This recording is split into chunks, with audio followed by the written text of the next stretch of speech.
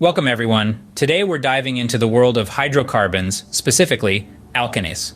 Alkenes are a type of hydrocarbon characterized by at least one carbon-carbon double bond. This double bond is their defining characteristic, and it's what makes them less saturated than their single-bonded counterparts, alkenes.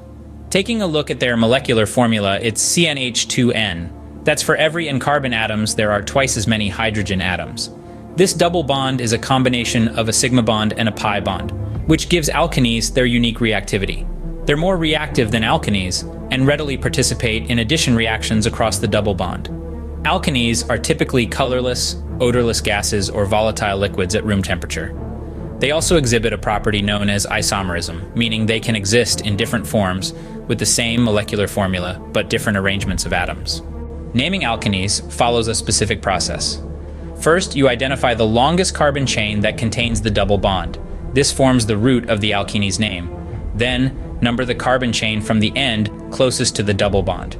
The parent chain's name is determined by the number of carbon atoms in the chain, with a suffix of "-ene" to indicate it's an alkene. The position of the double bond is indicated by the lowest number of the carbon atom involved in the double bond.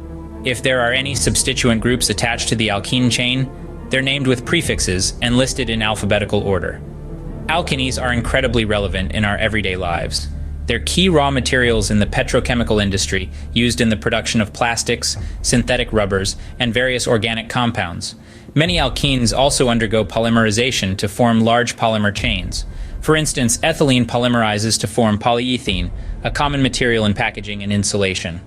Some alkenes even function as solvents in industrial processes, and ethylene and propylene are used as starting materials in the production of fuels. Now, to test your understanding, here's a quick quiz.